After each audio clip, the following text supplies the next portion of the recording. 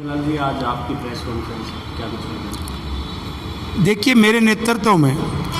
और भारत भूमि बचाओ संघर्ष समिति के बैनर के नीचे मेरे नेतृत्व में जो आंदोलन चल रहा है नीलोठी जिला झज्जर हरियाणा में, उसमें मुख्य रूप से हमारी जो मांग है वो जमीन अधिग्रहण का उचित मुआवजा मिले, क्योंकि आज रोड और रेल में 5 राज्यों की बहुत सारी जमीन जा रही है। उसके अतिरिक्त किसानों का कर्जा माफ हो, तीनों कृषि बिल रद्द हो, और जो लागत मूल्य के आधार पर C2 formula Swaminathan commission report में जो दिया हुआ है उसके अनुसार हर साल हमारी फसल का मूल्य बढ़ाया जाए, और इसके अतिरिक्त जो MSP है उसकी गारंटी दी जाए। हम इन सभी मुद्दों पर संयुक्त रूप से 5 राज्य किसान मेरे नेतृत्व में लड़ रहे हैं। कुछ संगठनों का सिर्फ 3 कृषि बिल पर लड़ रहा है या वो MSP की बात कर रहे हैं, लेकिन हम 3 कृषि बिल को भी रद्द करवाना चाहते हैं, MSP गारंटी भी चाहते हैं, कर्जा माफी भी चाहते हैं और जमीन अधिग्रहण का मुआवजा भी चाहते हैं। इसके अतिरिक्त जो 3 कृषि बिल बनाए,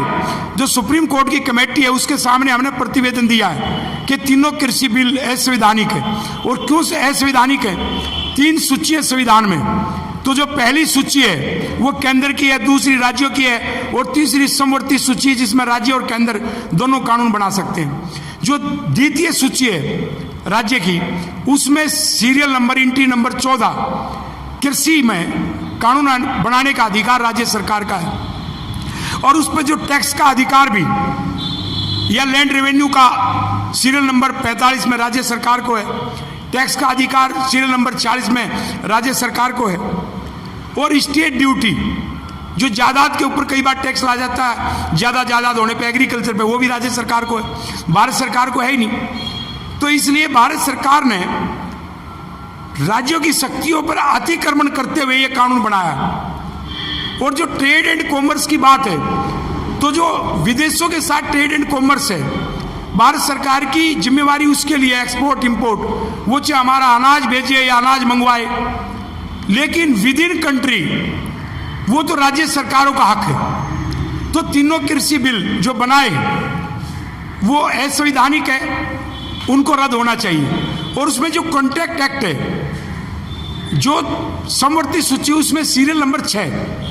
सीरियल नंबर 6 भी बहुत क्लियर है। सीरियल नंबर 6 में जो प्रॉपर्टी का ट्रांसफर होता है, कोई भी जमीन जायदाद, तो वो कृषि को छोड़ करके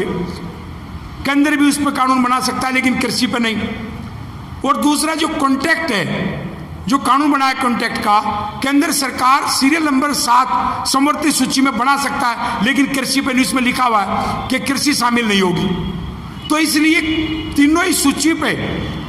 15 कम से कम ऐसे सीरियल है जब उन पे हम नजर दौड़ाते हैं, उसकी इंटरप्रिटेशन में जाते हैं, तो साफ है